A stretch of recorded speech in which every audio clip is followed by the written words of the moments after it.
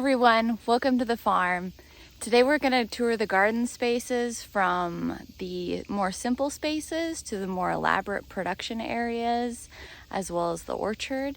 So come on, let's explore.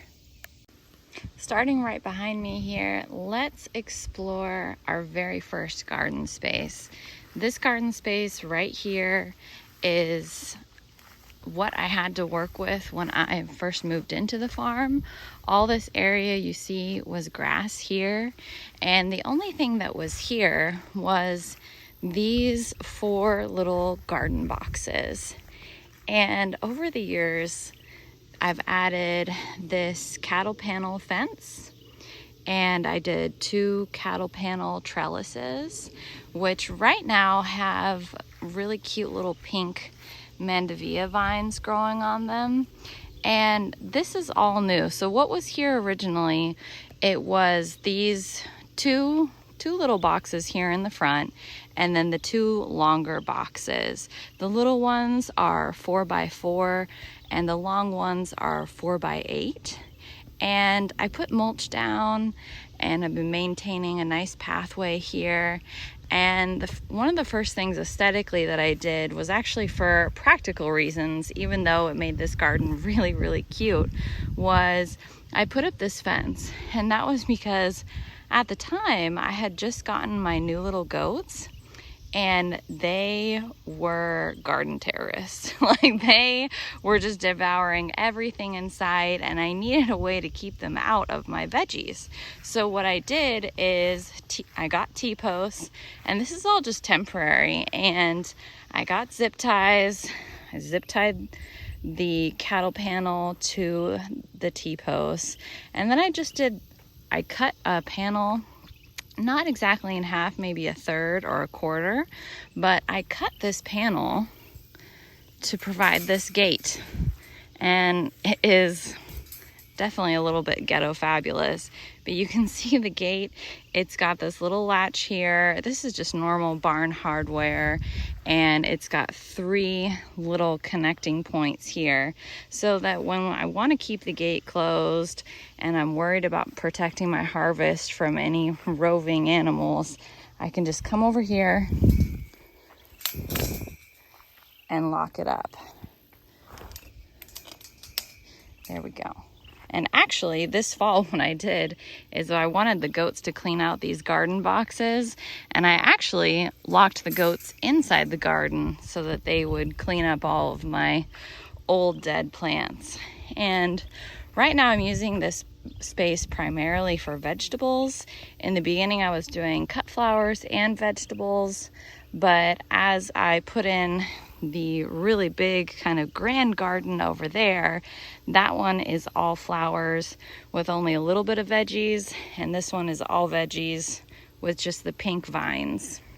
So we've got this almost 3-year-old collard green plant, which I think it finally has died, because this spring it was enormous. It was so lovely, and it was just, it was literally a 4x4 collard green plant. It was magnificent. I wish I had footage of it, but I think it's finally died because I don't see any life here at the base, because what it would do is the cabbage moths here are insane, and so the cabbage moths would come late spring and eat the stalks down to just little nubs, and then in the fall, September, October, the stalks would reflush and give me not a spring harvest, but a fall harvest as well.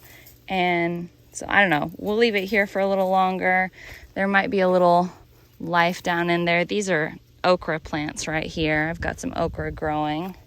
I've got carrots that have gone to seed, and actually most of this garden right now is planted in carrots. I just harvested seed and respread it along the beds. This okra is looking particularly magnificent. The variety is called Hill Country. I've got some Swiss chard, which is about as old as that collard green plant, and it just keeps it keeps coming. You can see that during the summer months, stuff munches on it. But what'll happen usually is that it'll reflush when the weather gets cool, and then you can start eating off of it and getting really lovely greens. Last couple years I had peppers in these beds, but actually I noticed that I just love the carrots, honestly. So this is all going to be carrots now. And the carrots are so lovely. When they go to seed and they bolt, they create this Queen Anne's lace. This is a really old flower that's got a ton of seed on it. You can see this. This is all seed, all these little prickly parts in here. That is going to make a new carrot seed. I don't know if you can, there you go, you can see it. And this is just such an exciting plant for me. I haven't grown carrots a lot before. I had never really been that interested in them, but I thought since we have a beautiful barn with our horses so close by, it makes sense to grow your own carrots. And this is just the plant for me that keeps on giving. It's my favorite plant. The carrots and the blackberries, my favorite plants on the farm, hands down, because this plant, it just gives and it gives. You can harvest it, you can eat the carrots when it's beautiful and flowering. It's an amazing cut flower. It's like a Queen Anne's lace. It's actually a cousin of Queen Anne's lace. They say that, I think the botanical name for Queen Anne's lace is Daucus carota, which is basically a wild carrot. These are cultivated carrots, but they produce the same flower, and they're amazing in arrangements. So you can eat it, you can cut it for arrangements. It gives you this magnificent seed. You don't have to do anything other than leave it alone for it to set seed. And I mean, I haven't bought carrot seed in like 3 years. So they are just, it's a closed loop cycle. You know, it takes very little effort on my part to do anything. And it's, yeah, my hands down favorite thing to grow. So that's about it for this garden. We'll check back in on it later and see how our carrot crop is growing. But I have also these little tutors that I got on clearance at Hobby Lobby. Of all places you wouldn't think to normally go for garden decor to Hobby Lobby, but there they were, sure enough.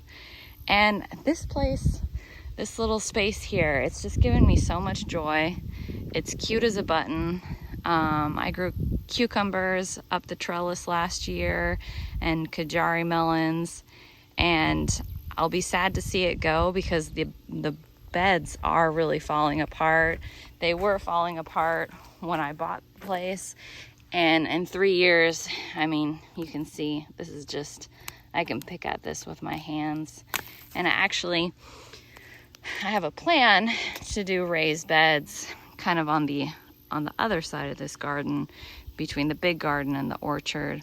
For reference, the pool and the back of the house and the barn are right here, and then over to the side, this is where we are. So let's walk now and take the grand tour, the grand garden tour.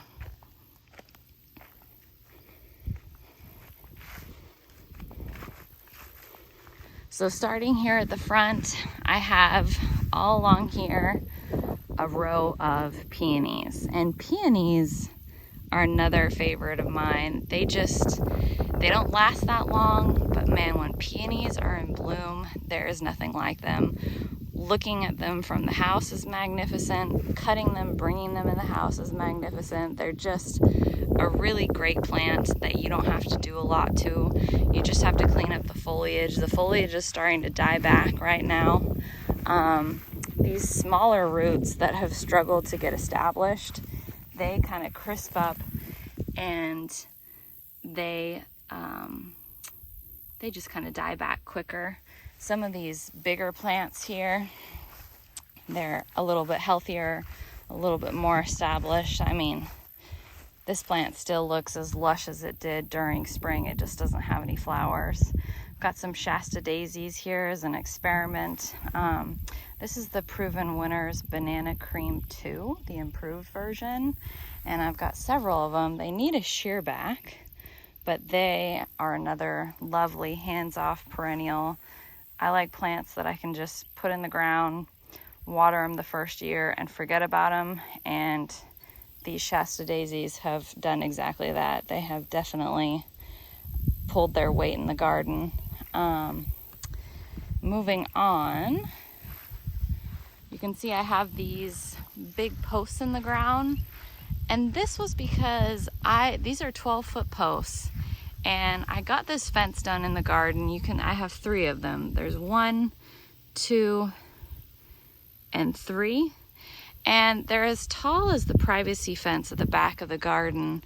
And the privacy fence is really just because this is a 50-acre horse farm, and on the other side of the fence you can kind of see there's this driveway, and it kind of bisects this pasture of this farm. This used to all be one farm, but the 40 acres on the other side of me was sold to the people who are now my neighbors, and they are amazing, super, super wonderful people. But I was hoping, they're a very active family and just salt of the earth, treasures as human beings.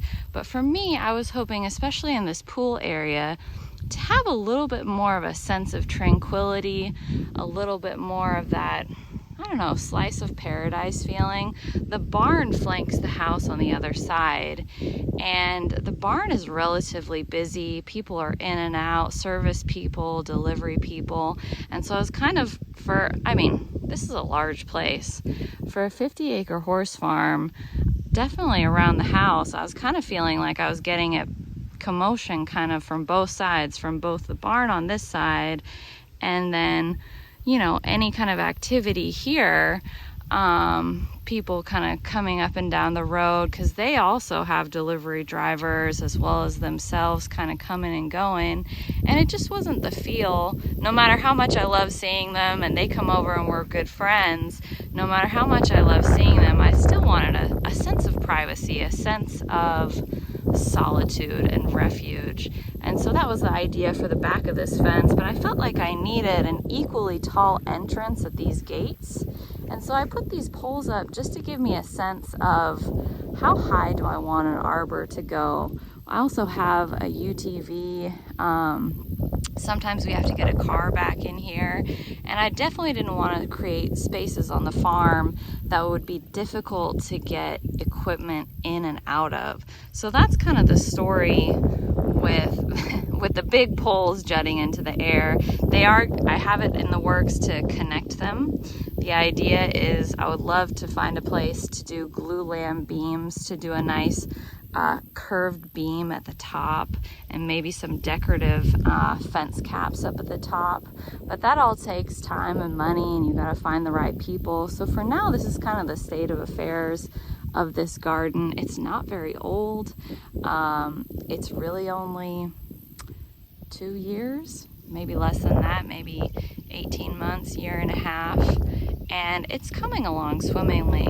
But it's in a little bit of I would say it's in an ugly duckling growing phase. The privacy fence, I put Confederate jasmine at the bottom of it. I'm from California, and it grows amazing, and it's so lush there.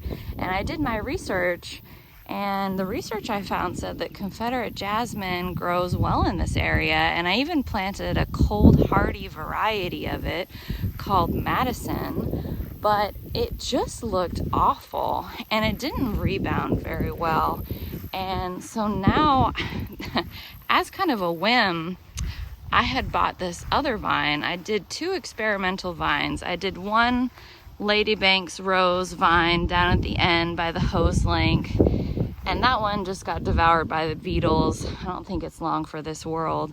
But on the other end, you can see I've got the Confederate jasmine. It's trying to grow. It's growing better here and here. But this end here, this is an Akebia vine. And the variety name is Shirobana. It's a white, I think the common name is chocolate flower. And it is just going gangbusters. It really is. And so I think the new plan is to say goodbye to the Confederate jasmine, find a different home for it. The ones that are living anyway, because some of the plants even died, even though I did the cold hardy variety.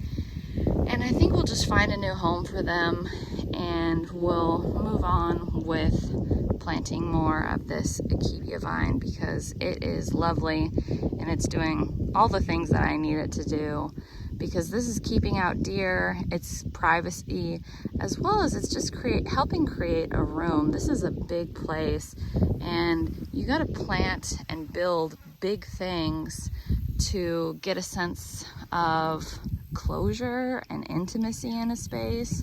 Because if I had just a 6-foot tall fence, I mean, it would just feel so puny. It really would. And this is a big space. I think it's 65, or maybe, no, I think it's 75. 75 wide and 150 this way long. So it's a really big garden. And what the original idea for this garden, you can kind of see some flowers here, was to plant everything for cuts, for cut flower. And the idea is these two squares in the middle were going to be the annuals. And you can see the annuals on the other side. I have a beautiful zinnia patch. These are all volunteers from last year, and look at this magnificent rainbow of color. So the idea was to keep all the zinnias in here. Oh, and some butterflies. Keeping all the zinnias in here, keeping all the snapdragons, the celosia, feverfew, straw flowers, anything like that, to keep it in these patches, and then plant the outside edges of the fence in perennials. And that's kind of what I've done. And we have these beautiful Limelight, Proven Winners Limelight Standard hydrangeas. They're just starting to kind of be a little bit past their prime. They're still looking, I mean, exceptionally glorious for something that was planted last year. I mean, this is just an explosion of flowers, and I got 4 of them. I have 2 on this side, and then at the other far end, which you can't even see, I have 2 on that side as well. And each kind of leg of this perennial border kind of has its own theme. And it's changed a little bit, even in just the short time that the garden's been here. This year, I planted this platinum blonde lavender, and it's punctuated here on each end. You can see down at the end. There is a Pugster amethyst. Wait, is that correct? Hold on. Oh yeah, here we go. Pugster amethyst. And this is just, I love this color. I love purple. And I'm gonna have some purple. It's supposed to be purpley blue is what this platinum blonde is supposed to be. But I love just this variegated color of the leaves. And even just touching this, I mean, I can smell it. Just kind of rubbing my hands over it, that beautiful lavender scent. And this color, it just, to me, when I look at it, it's so refreshing and cooling and pleasing with this heat and humidity that we have going on in August, especially combined with this glorious limelight. And then I have the amethyst going on too. I've got a few little lavenders in here, some peonies. I actually have down further, and this is an accident, I had watermelon in this space last year, and I already pulled a few of the plants. But I mean, watermelon just like really wants to grow here. This is a watermelon vine. I think this is, well, assuming it didn't cross-pollinate, here last year was Charleston Gray, a Charleston Gray watermelon. But I actually have to pull this because this vine is so vigorous that it smothers all of my things. And last year, these plants weren't here, so it wasn't a problem.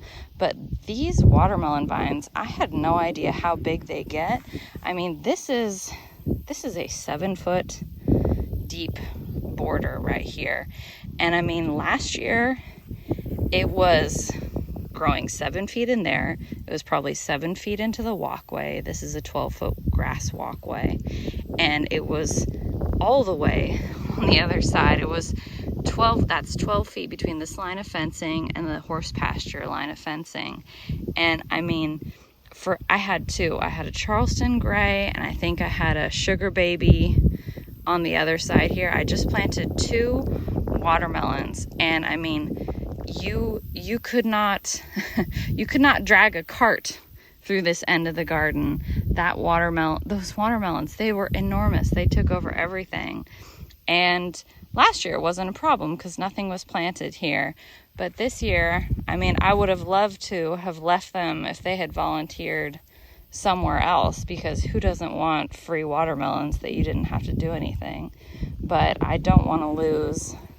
I grew this. This is Hidecoat Blue Lavender, and I babied this all year as seedlings last year, and it's alive and thriving. I've got Munstead down over there. This is another Hidecoat Blue, and I definitely don't want to lose these. As well as, this is a very special peony.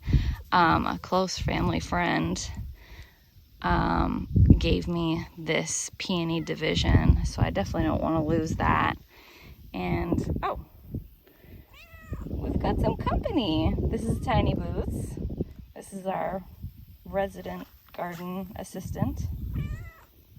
Maybe more of a garden terror than assistant, because she definitely scares me sometimes, rubbing up behind me. I think I'm getting attacked by something.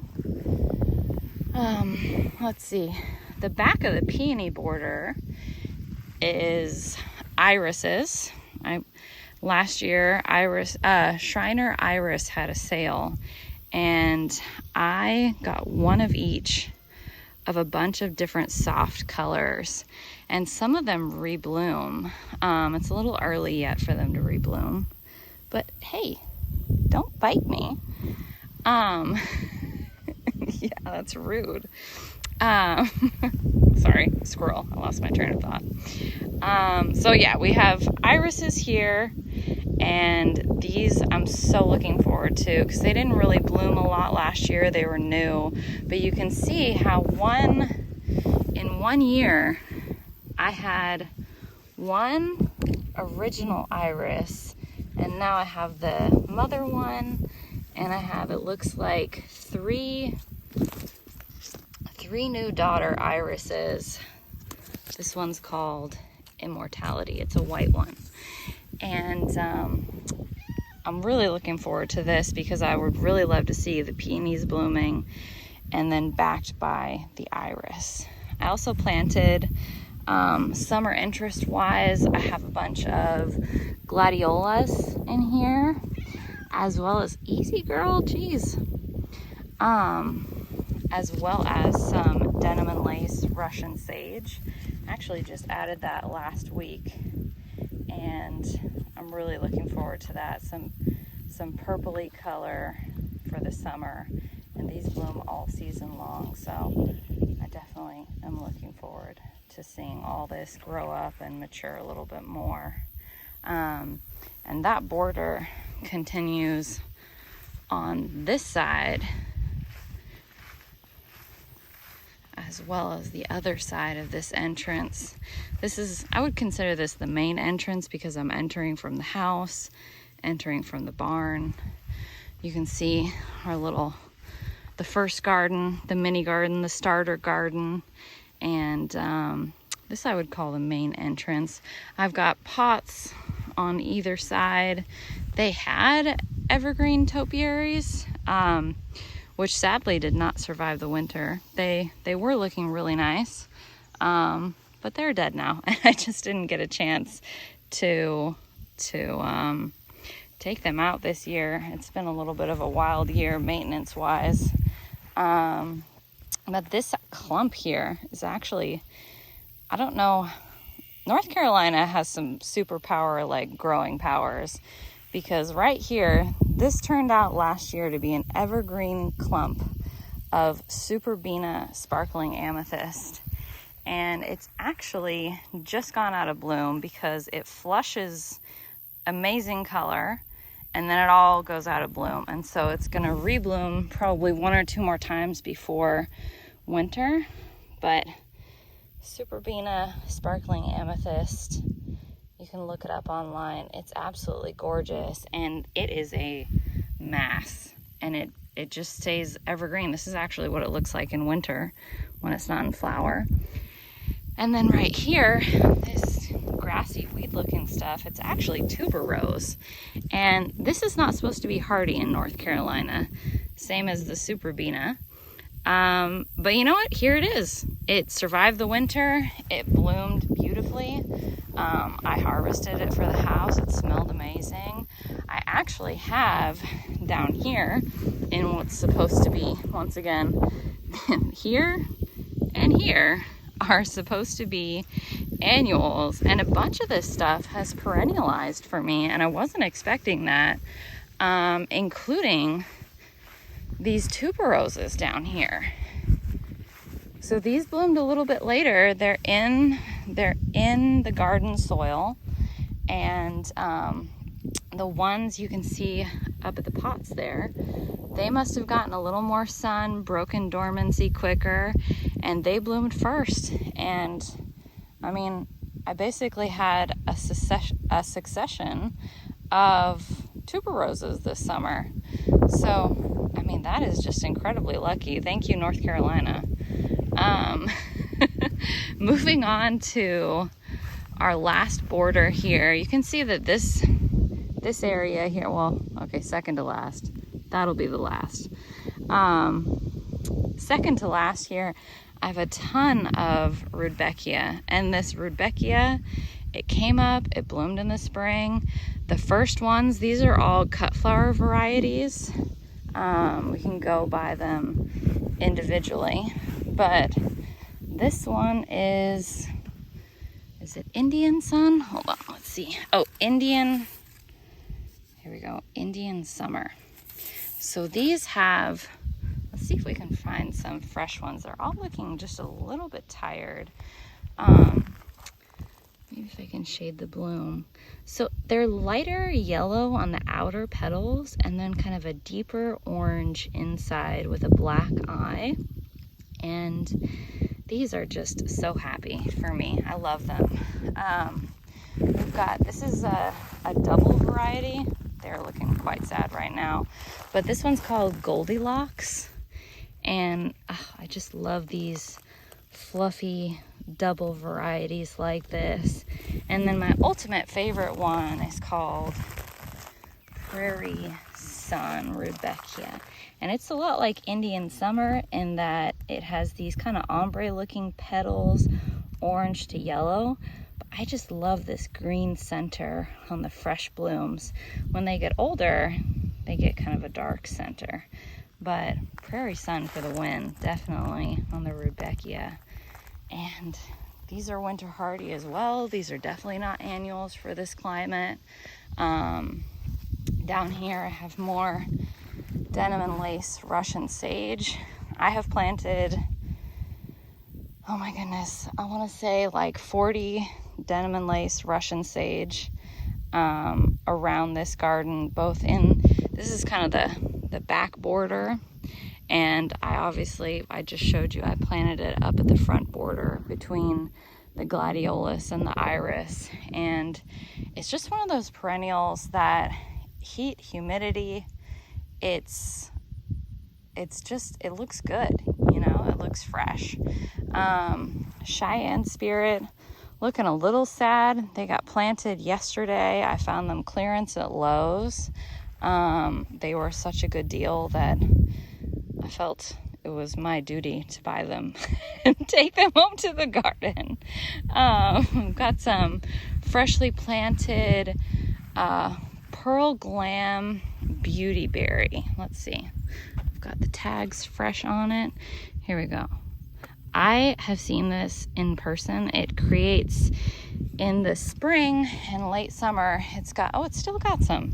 Look at this. We've got the little white blooms, and then they age to these kind of green berries. And then as the late summer, early fall progresses, they produce the most magnificent, you can see it on the tag here, purple berries. I mean, for somebody who likes to flower arrange and cut garden, things like that, this seems like an absolute no-brainer.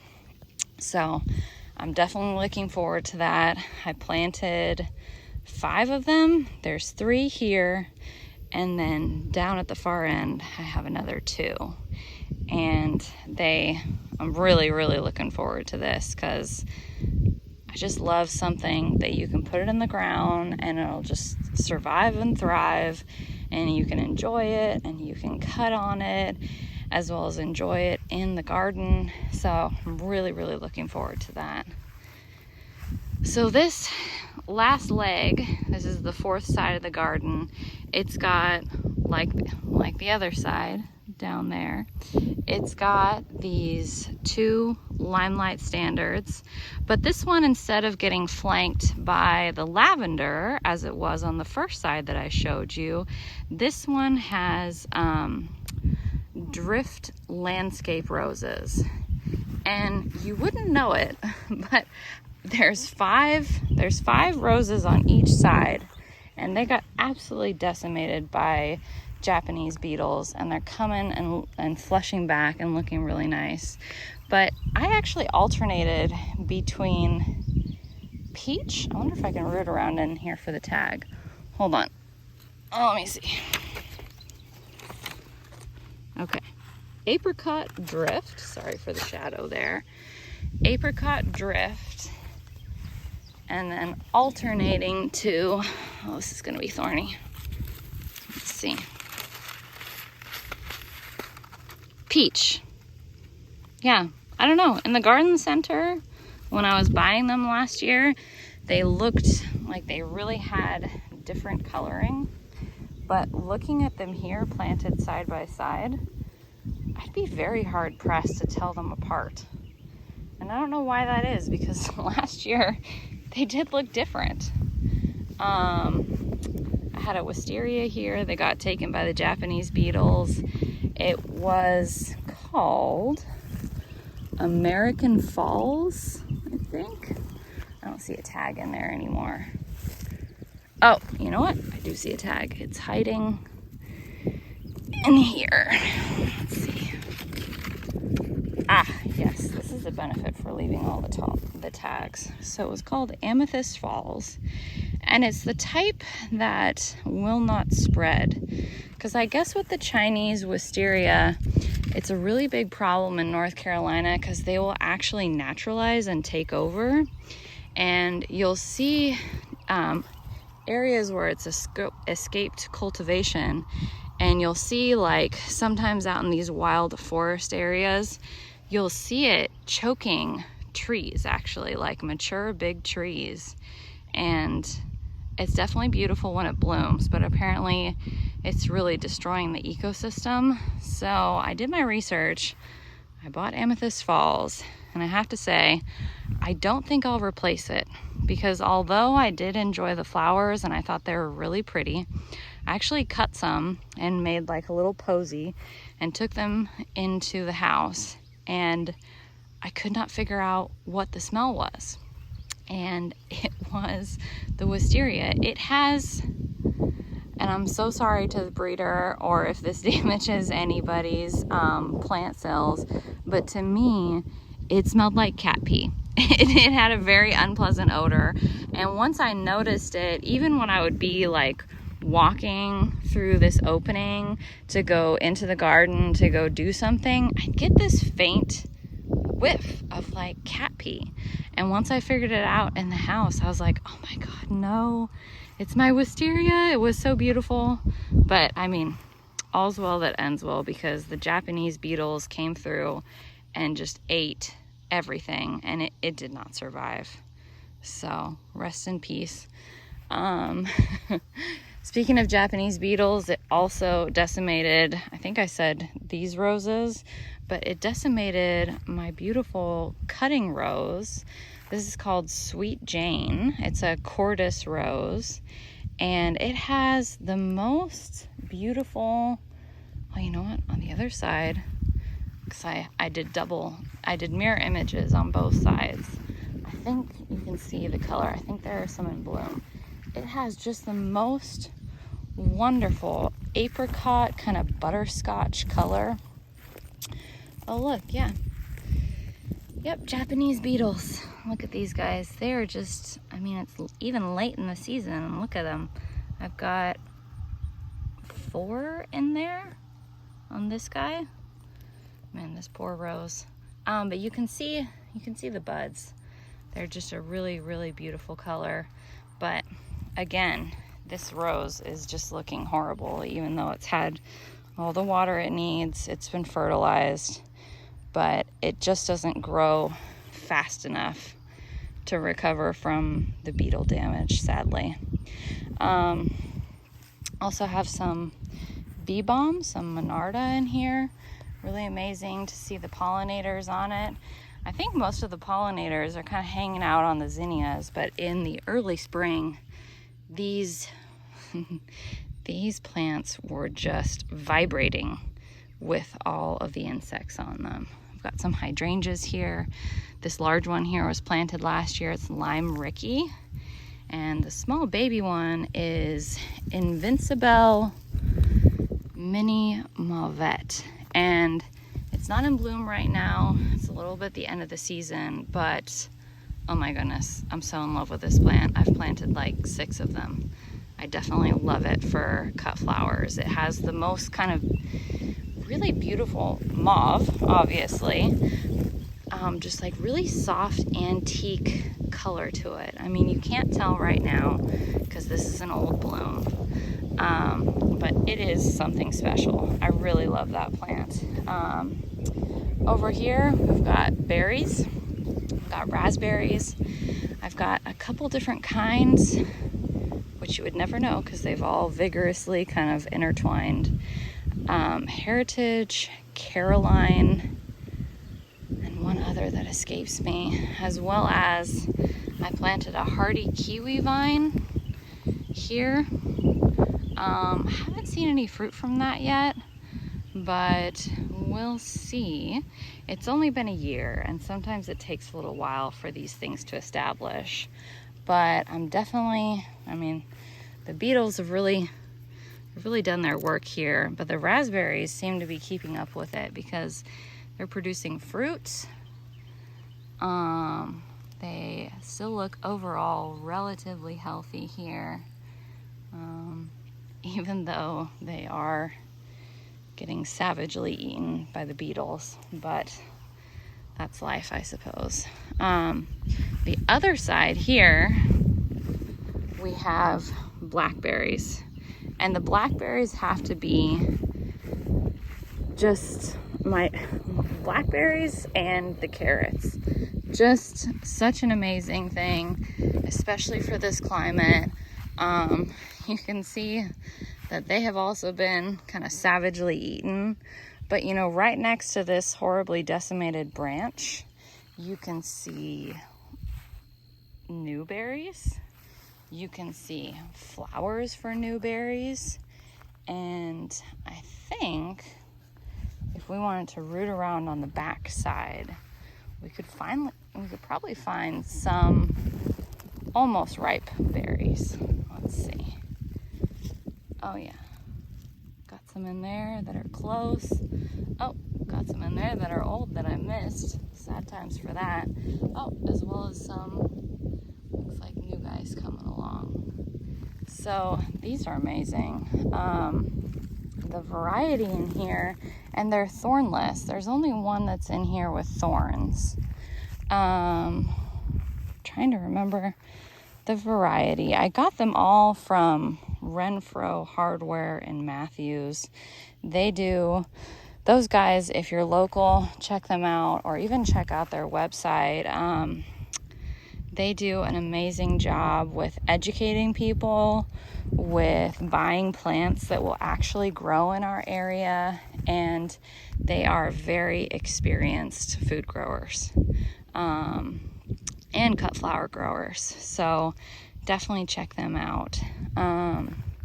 You can kind of see through here the beginning of the orchard. We'll go through there and look at that next.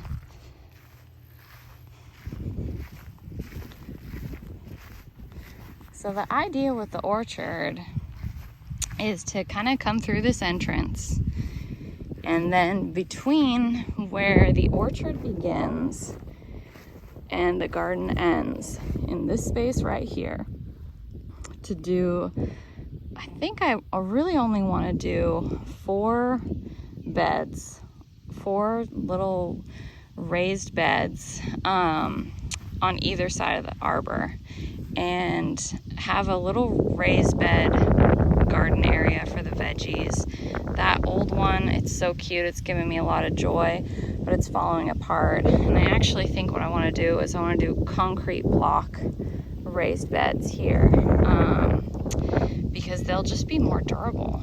And I want to build them quite high because I don't enjoy bending over any more than I have to. And I already have to quite a lot with such a large property here. So taking a tour of the trees, this orchard, I would say only a quarter of it's planted. I just got in the plants that I had, and they've had a tough time with the beetles too. I planted them and immediately the deer were interested, and they just grazed everything down to the nub. And that was obviously sad. The plants recovered from that, only to get savaged by the beetles. So there you have it. Hey, it's a little bit later in the day. I had some technical difficulties, had to take a break, but picking up back here at the orchard, there is actually a line of blueberries, and these are the rabbit eye type of blueberries, and they go as a line all the way down. Several different varieties like Tiff Blue, Sunshine Blue, blueberries, and they're meant to get about 8 feet wide and 8 feet tall. And you can see actually last couple months we've gotten a little bit of new fresh growth here. I have a beautiful, but suffering a little bit, it's a little bit dry, I need some water, Muskogee lavender crepe myrtle, and I actually have a matching one on the other end of this fence, and it's meant to be a large flowering tree that will eventually kind of soften this corner of the privacy fence right here. Coming and looking at it, if you're looking at it from my driveway or a neighbor's driveway or even the road back there, this privacy fence is actually really obtrusive visually, especially because there's nothing green growing on it. But this corner is also really the most obtrusive part of it. I mean, it is 12 feet tall, and so this Muskogee lavender, they can get as tall as 30 feet. So it will be double as tall as this fence, and it will be wide. So it should be kind of just touching. I mean, they grow big here in the South. I'm in North Carolina, South Charlotte area, zone 7B, 8A. And I mean, Muskogees, they get big. They're big trees here. So it should just kind of kiss the corner of this fence and give it a nice softened appearance. Like I said, we've got that line of blueberries. We also have a line of trees. These blueberries are going to get shuffled around a little bit. They're going to come 1 blueberry each to the inside of these fruit trees. Right now there are 2. I planted the blueberries first.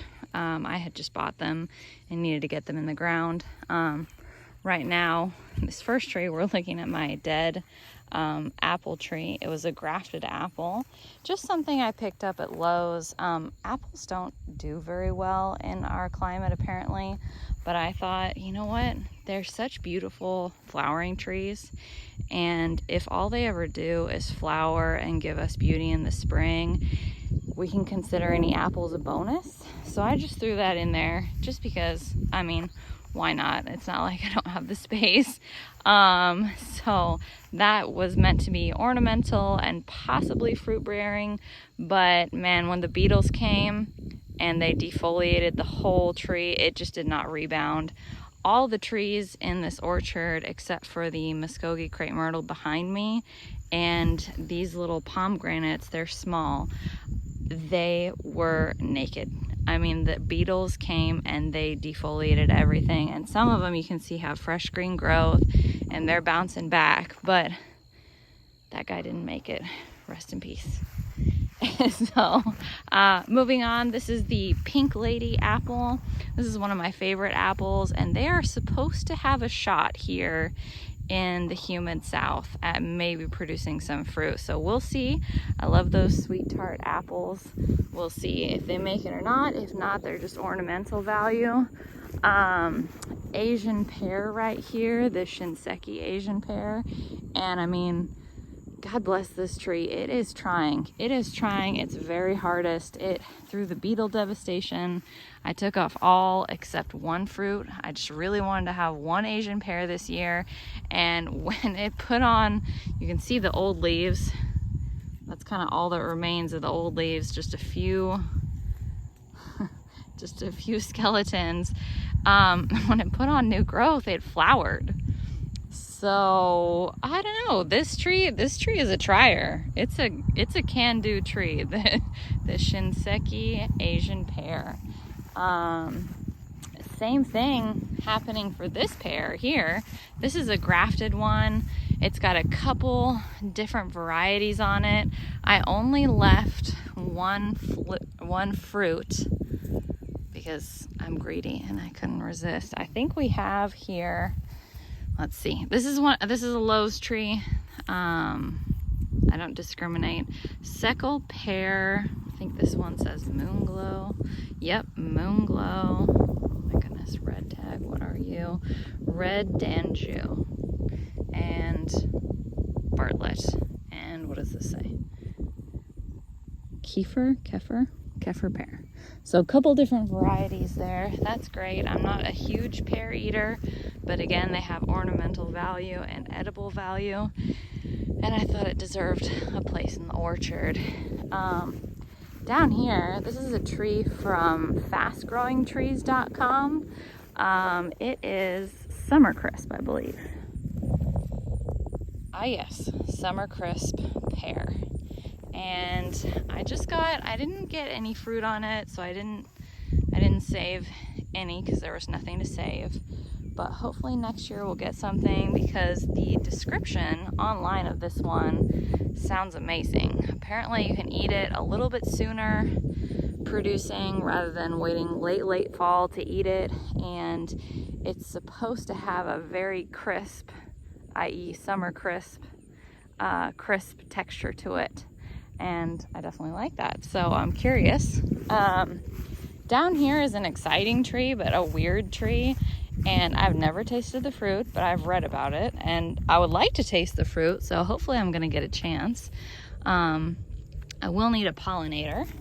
The pawpaw tree, apparently they can get really big, or they can stay really small depending upon how they like their growing conditions. So we'll see with this one. It's all an experiment, but I do need to get it a second tree so that they can pollinate and I'll have fruit. They call it the American custard apple. I don't know, but I was just like, yes, that sounds weird and delicious, and I would like to try it. Here's another kind of weird and delicious one that I've never seen at a grocery store. This is a service berry, and it's actually, people grow it and buy it for its ornamental value. It's called Autumn Brilliance service berry, and its fruits are described as being a cross between a raspberry and a blueberry, and that sounds delicious, frankly. So I have two. I have one here, and then across the way I have a second one. So they'll cross-pollinate. And they are gorgeous trees. They bloom white in the spring. They have beautiful fall colored leaves. So hopefully that'll be true for the south. I don't know anybody that's grown it in the south, whether it will actually turn colors or not in the fall. So we'll see very soon, because this is mid-August, so we won't have long to wait. But yeah, just an interesting tree. Highly valuable, I think, for a home orchard. It's got ornamental value, edible value, so we'll see with this one. Second row here, this poor tree. The leader snapped off. The deer had to go at it. The beetles had to go at it, and then the deer had to go at it again and snap the leader off a second time. So this is a persimmon. This is this Hanafuyu? Yes, this is Hanafuyu persimmon. I really love persimmons. This is the type that you can slice it up and put it into salads. It's the type that you eat it when it's still a bit firm. And it's not the type that you basically wait until it's mushy jelly and then eat it. I have a second variety, which is the same style of fruit. And it's just beyond the fig there. First, though, we have the fig. I think this is the Texas Everbearing fig. Yes, it is. So the figs are small and weedy. Good Lord, I need to take better care of these trees.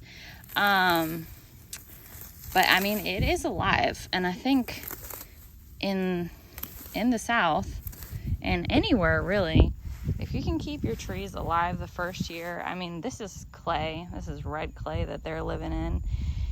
And I feel like if you can keep them alive the first year, you're doing okay. And these would have been better to plant them in the fall. They got planted in the spring, and I am just lucky that they are alive considering all the things that have happened to them in their short stay with me. It's definitely been challenging. Only the hardy survive here. This is the persimmon. This is called Matsumoto, Japanese persimmon.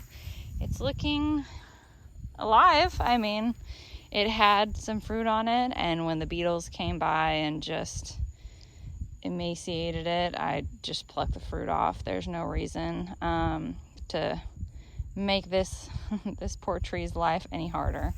Let's see, what do we have down here? I think this is a tiny, tiny fig tree. This is Celeste. This is the Celeste fig. Yeah, I don't know. Love figs, gotta have them. I've got 3 of them here. So I will definitely have a good harvest. Here, I have the saddest... Oh no. Oh no, I let somebody else mow the orchard. And it looks, oh boy, what a travesty. It looks like they mowed down. I mean, it was small because it had a ton of top dieback. I mean, who knows? Maybe it'll survive.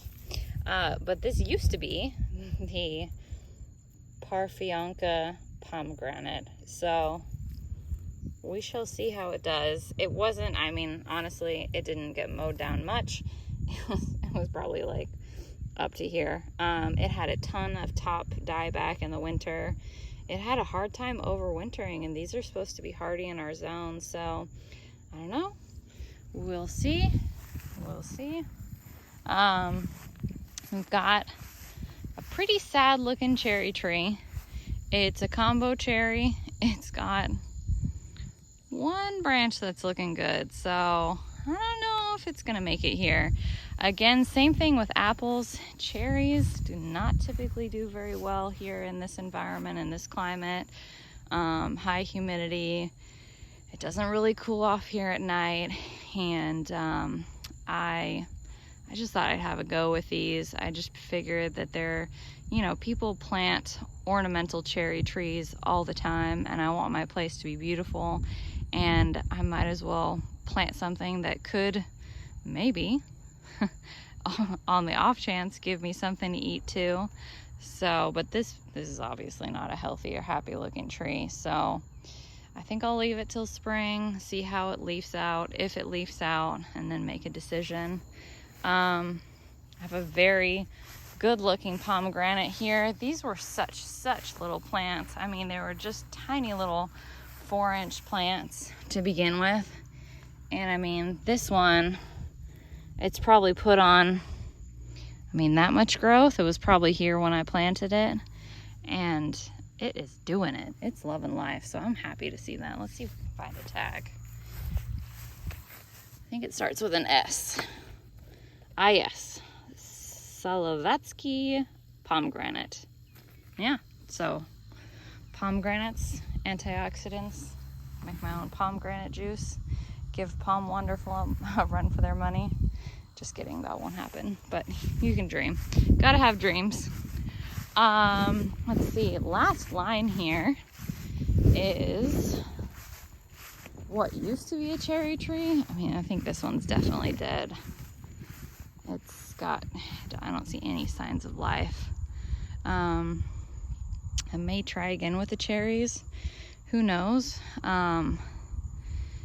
They had a rough start because they should have been planted in the fall, but they didn't get planted. But you know what? Possibly here we can't even grow the trees because the Asian beetles, good Lord. I mean, they went after the apples and the cherries, I think, were their favorites. This tiny little munchkin here is another fig. And this one is probably the saddest looking one of the bunch. This one really struggled. It had a very long leader. It's got a teeny tiny bit of growth, but you know what? If it wants to live, it can stay. Brown turkey fig. I mean, in California, there are some that are like 40 feet tall, brown turkey, but I don't know how it's gonna grow here because I've never grown figs here, so we'll see. But figs are delicious and they're worth a try. Right here in the next spot, I just marked out, when I was measuring for the orchard, I knew I wanted a tree here. I think it'll be the second pawpaw for the cross-pollinating. And I just put a flag there just to hold that space and some mulch. And the last Big Daddy serviceberry. The idea with this orchard is, one, to have food near the house but not so close that you're providing a ton of habitat for wildlife. And by wildlife I mean snakes. I do not like walking out my door feeling uncomfortable, feeling like I could potentially step on something that's going to hurt me, but I do want to have food relatively close by. And so my idea was to get a little bit of a screen, a buffer of privacy. This is my neighbor's driveway. It's a shared driveway for 1, 2, and 3 all the way back, their houses. And I just pushed it out to the property line as far as I could while still maintaining the gallop path that I'm working on. This is a horse farm, and so I wanted a perimeter trail system. You can kind of get a better, if I walk over here, you can get a better sense of that, that gallop path. It's at 30 feet here, and the rest of the property is at 50 feet. Just a nice swath of riding. And it's about a mile to do a full loop, which, I mean, that is lovely. That's one of the things that I love about having a big place, is that you can walk and explore your own place, and it's your own jungle basically. But we're in here. This is what I call the front field. I call it the riding field.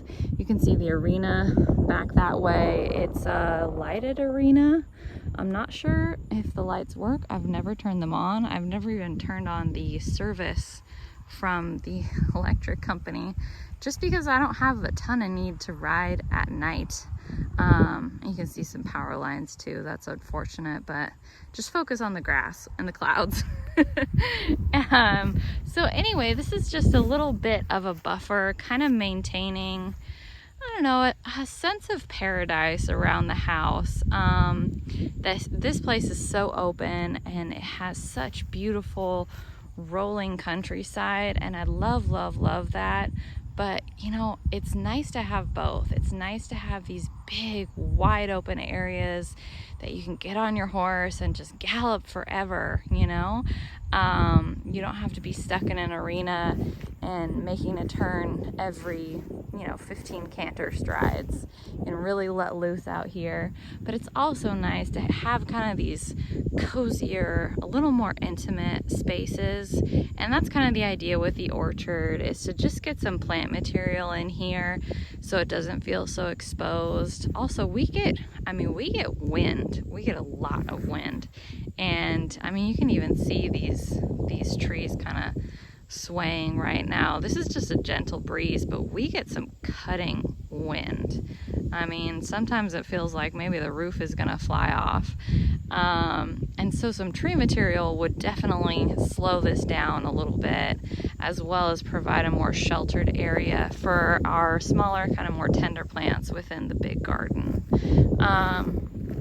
I haven't, like I said, I've really only planted about a quarter of the orchard because I just haven't figured out what other trees I want, and I buy them kind of as I see them. I prefer to kind of buy at a nursery because I think that you get more plant for less money. Hands down, the plants that I buy at a nursery, they're sturdier, they are generally bigger, and if they are not less expensive, they are probably the same. A lot of times it's more expensive because you gotta pay shipping, but yeah, as time and resources allow, I will fill in the rest of this orchard. I think it'd be lovely to have, trees are lovely because you just kind of put them in the ground and they go. I actually have bought, and I'll show you up here by the pool area, some Firelight standards, and the idea is to kind of have from that entrance, have a meandering path through here and keep it grass, but on either side of the path to have at intervals Firelight hydrangea standards, so that when you're walking along this kind of curving romantic path, you have those big gorgeous blooms that bloom all summer long, just like how the limelights are blooming up there. I mean, those guys are showstoppers, and I can see it from all the way up here, especially this one here to the left. I mean, it's a big guy. It makes a presence, and having a walkway lined with those, I think, would just be such a magical element to the orchard.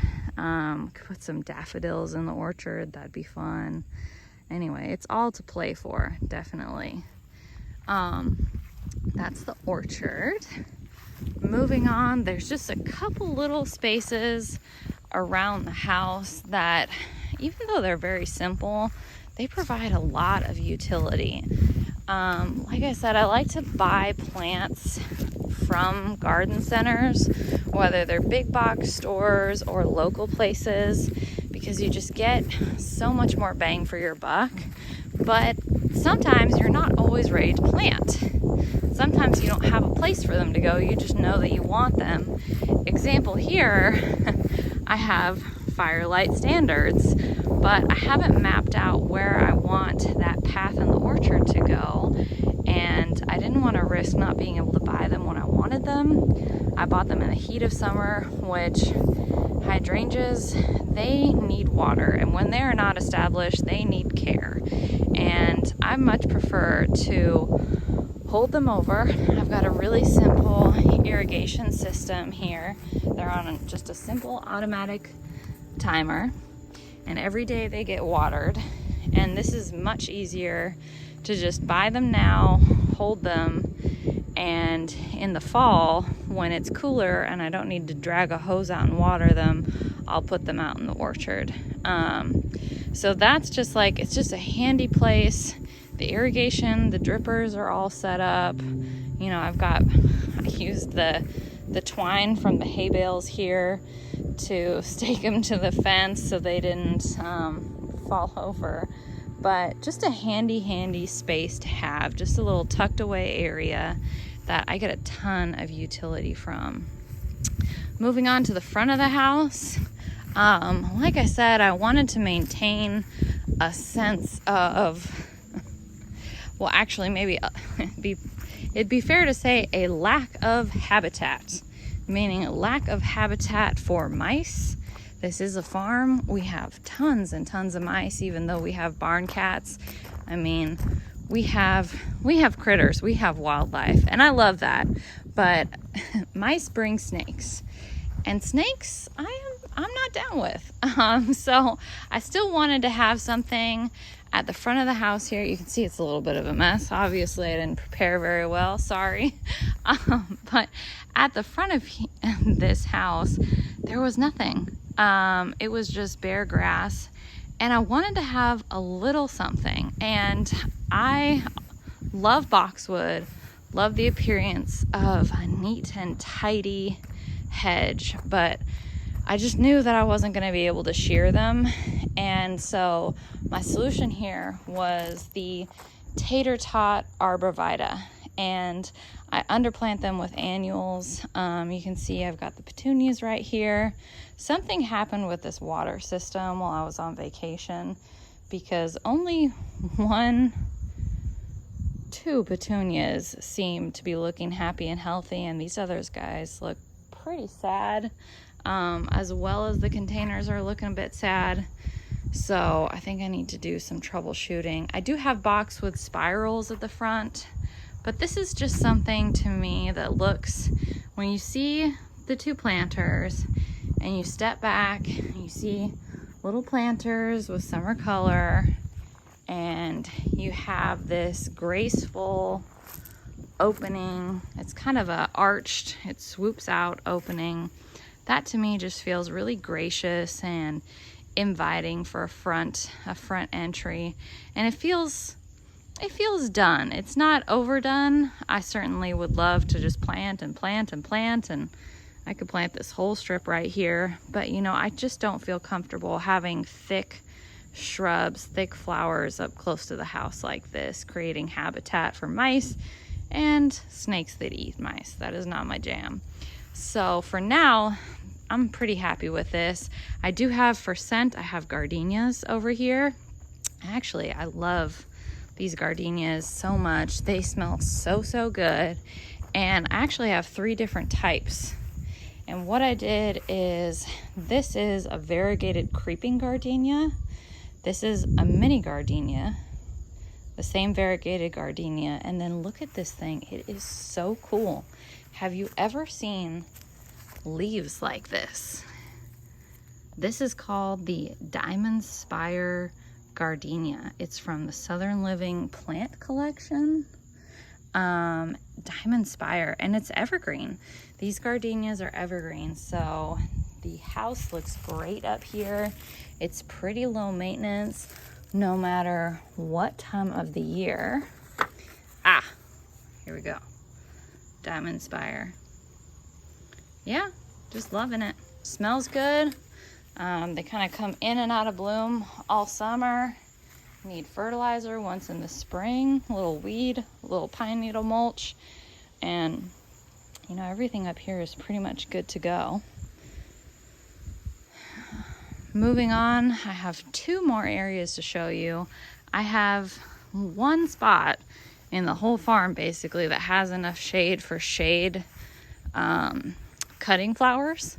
So I really love Alstroemeria for bouquets, and I just couldn't envision life at a farm without Alstroemeria. And so there they are.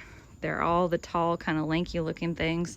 Not exactly great bedding plants, because I bought the tall ones for cutting, but man, are they a rainbow when you cut them. You can also see my little plant hoard to keep these guys out of the sun and keep them well watered until they can get in the ground. It's the same as over by the pool that you saw. But so in addition to the Alstroemeria, I have hellebores, which I had no idea about until I did some research into cutting flowers and realized that they are called the Lenten rose because in the middle of winter they will produce beautiful, beautiful flowers. And they obviously aren't producing them right now, but what you see is this evergreen foliage. It looks amazing. And then it gives you flowers in the deep, dark depths of winter. And they are absolutely lovely. So I have an entire line going that way back towards the house. And right next to this mega hydrangea, behind the extra plants waiting to get planted, I have a ton of hellebores back there. And they provide cutting flowers. I also have it underplanted with creeping Jenny, the golden kind, this chartreuse color. And I weed it until it can kind of take care of itself, and it just creates this really cool carpet. It obviously would look better if my plant hoard was not cluttering things up, but needs must. And then I've got a little bit of columbine in there, another shade-loving, good cutting flower, and then I have a couple more Diamond Spire gardenias, but those got scale, so they need to be pulled out and replaced. I actually have 3 of them, 1, 2, 3, for some additional evergreen interest, because the Alstroemeria, they won't be evergreen through the winter. Okay, moving on. Okay, and coming around the back here, we have this little area that kind of hides our air conditioning units. I have some asparagus growing in this pot here, and I have some green stalks that I laid along the ground. I've got a pepper going, and I've basically harvested everything I need to harvest out of these already. But swinging around back here, this is one of my favorite really cute little spaces that I just love. It's looking a little worse for wear because it's the end of the summer. But this is actually an herb garden it's just in pots. So it's in 8 pots, 4 on this side, 4 on this side. And then I have these lavender topiaries. And what I do is the lavender topiaries have such a formal decorative beauty to them. They need a little bit of staking. We have a lot of wind here. But I plant pansies and petunias at the bottom of them, and they're really decorative. And even in these 8 pots here, I stick in flowers here and there where I can. I have some calibrachoa here that didn't do really well, but it's in with, this guy is bee balm. And then I've got some chives that need a little help. This is mojito mint. I cut half of it back, and you can see it's reflushing here with some nice tender mint leaves. But when I leave it and let it go and it flowers, it gets a little gross looking. I have sorrel. This is called raspberry vinaigrette. It actually recently got a cut back as well because it got really big, huge leaves, and they all got powdery mildew, and they were kind of unpleasant to look at and definitely not edible. Oh, and kitties decided to join us. And yeah, over here to the other side, we have the same thing, raspberry vinaigrette sorrel and mojito mint, because I love, love, love my mint. We actually have a third mojito mint, which is here, because it's one of my favorite herbs, and when I harvest it, I like to harvest a ton of it. In here we also have, this is lemon thyme. It's looking also a little sad. Everything, it's a little rough, the late August garden. This was sage. It obviously is finished. We have parsley growing, a lovely crop of parsley. I think it's cooled down at night enough for the parsley to be happy. Another lemon thyme over there. And yeah, that's this cute little herb garden.